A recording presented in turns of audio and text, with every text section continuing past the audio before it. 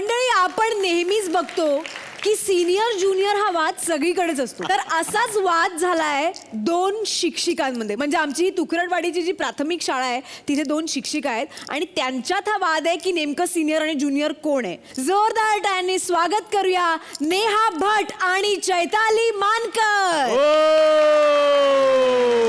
हे पाय, तू मला जास्त शिकू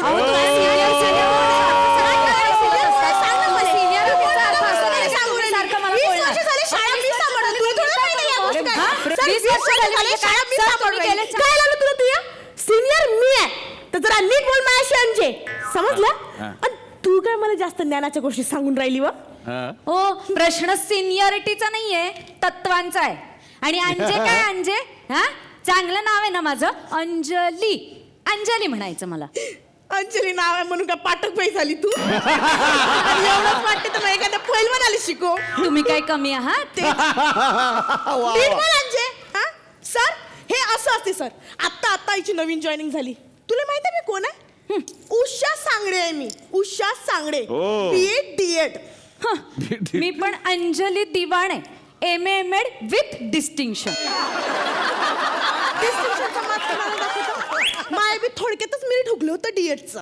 हो, थोडक्यातच म्हणावं लागेल. 300 मार्कांनी 53% होते तुम्हाला. टक्के महत्वाचे नाही, अनुभव महत्वाचा आहे. मला सांगा सर की शाळेतल्या हजेरीसाठी शिक्षण विभागानं सेल्फी कंपल्सरी केली की नाही? तर मग बाई, तू या वर्गातल्या पोराची सेल्फी काढणं, माझ्या वर्गातल्या पोराची सेल्फी काढते हे. हो, मी नाही येत तुमच्या वर्गात सेल्फी काढायला. तुमच्याच वर्गातली पोरं येतात माझ्याकडे सेल्फी मागायला.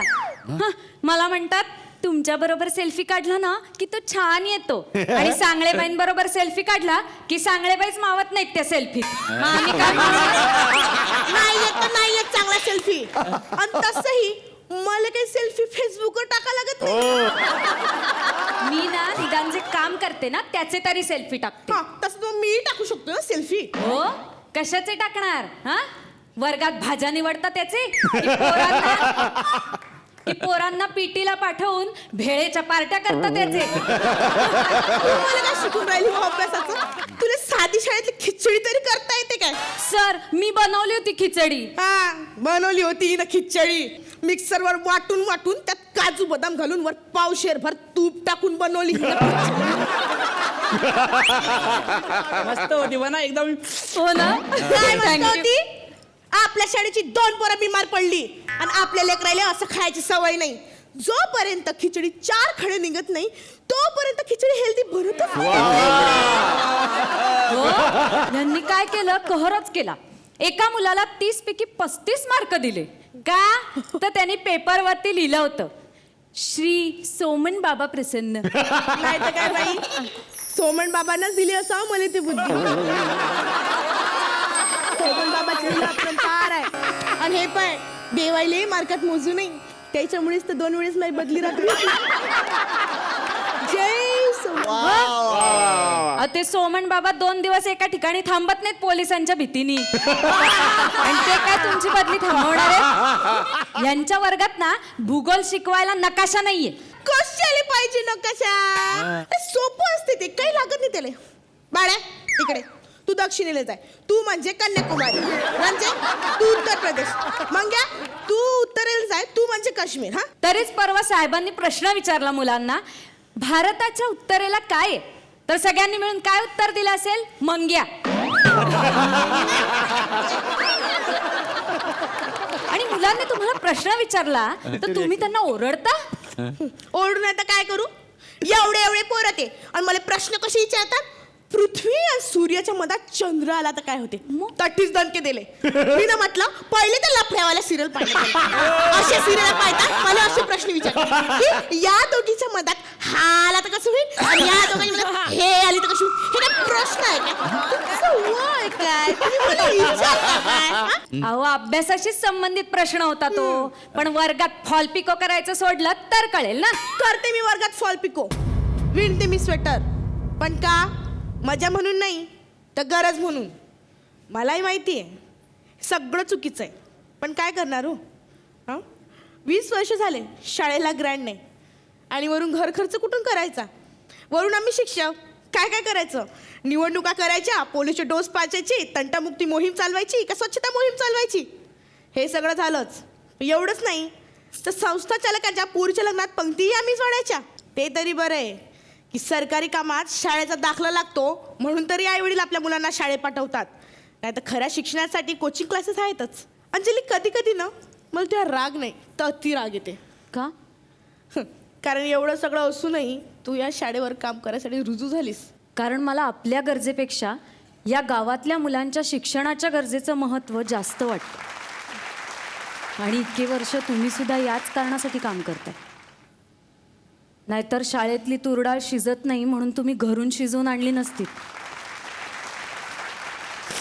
आणणारच ना.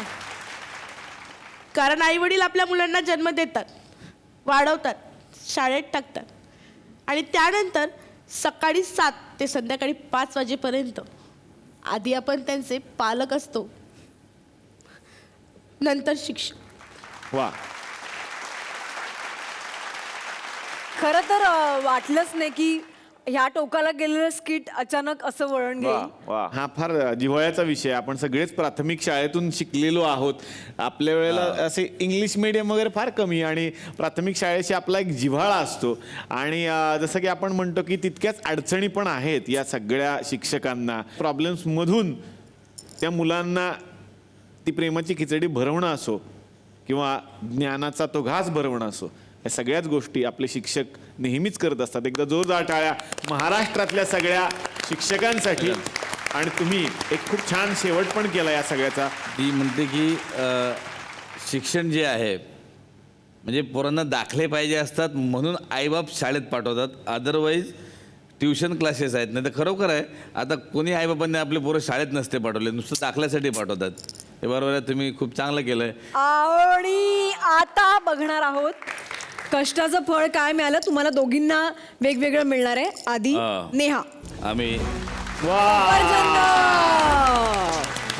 आणि चैताली, तुला पण माझ्यातर्फे सफरचंद. वा. वा क्या बात वा. नेहाचं टायमिंग आजचं चांगलं होतं. हो, अजून थोडंसं व्हायला पाहिजे होतं एवढंच मला वाटतं. म्हणून एक मात्र कमी देणार, पण तुला मिळतोय सफरचंद. वा. चैताली, तुला मिळणार आहे हा पेरू. All the best. Thank you very much. Thank you. तर मंडळी, आज खूप छान वाटतं की झी मराठी अवॉर्ड सोहळ्याच्या निमित्तानं हे सगळे पाहुणे या तुकरटवाडीमध्ये आले आहेत, ज्यांना या पुरस्कार सोहळ्यामध्ये नामांकन आहे. आणि सगळ्यांना उत्सुकता लागलेली आहे की पुरस्कार सोहळ्यात पुरस्कार कुणाला मिळणार. याच सगळ्यांबरोबर आपण भेटणार आहोत उद्याच्या भागात. बघायला विसरू नका. चला, हवा उद्या होऊ दे व्हायरल.